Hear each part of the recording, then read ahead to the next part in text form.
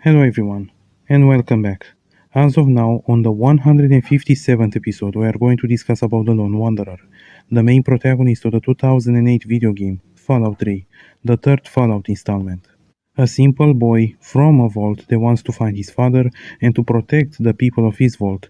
The Lone Wanderer is pretty much just like the other protagonists before him, someone into a post-apocalyptic world that seeks to uphold and to save his people.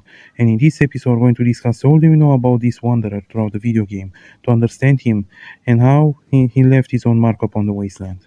And now, let's begin. Now, the lone wanderer was born around the year 2258 into the Vault 101 under the ruins of Washington, D.C., to his parents, James and Catherine. His father, James, was a scientist and a top one that worked for the Vault, while his mother unfortunately died in childbirth, and his father has been the one who mostly raised him. And growing up within the Vault, he pretty much didn't experience the outside world at all, and so he was mostly raised by his father alongside with his other peers and other mentors. His father, however, as I said, was a scientist, and he worked on a device that would be able to purify the water in order to ensure that the people of the world would survive. But unfortunately, around the year 2277, at exactly 200 years after the nuclear apocalypse, his father has been kidnapped by the Enclave. You know, the fanatics that we discussed 3 episodes ago. And so, the Lone Wanderer has defied the Vault and the Vault's rules, and managed to go into the wasteland to find and search for his father.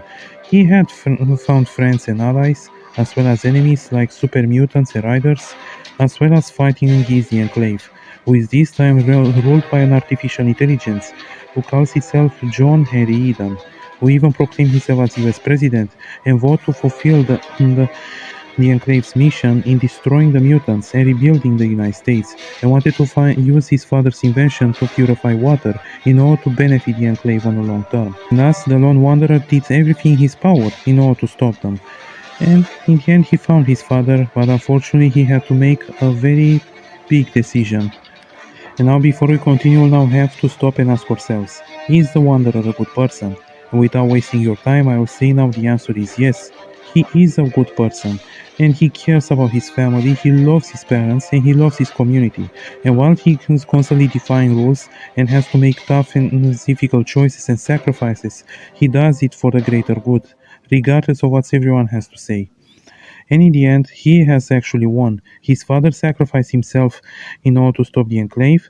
The Enclave and its AI have been defeated, and eventually pure water finally arrived into the ruins of Washington, D.C., finally benefiting the people of the Vault and anybody around for generations to come.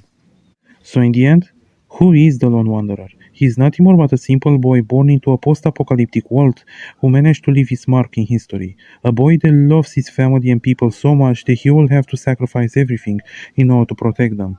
And somebody who could easily be called as one of the most beautiful written protagonists in the video game industry. Thanks for watching. Don't forget to give a like and subscribe, and have a nice day. And so it was that the lone wanderer ventured forth from Vault 101, intent on discovering the fate of a father who had once sacrificed the future of humanity for that of his only child.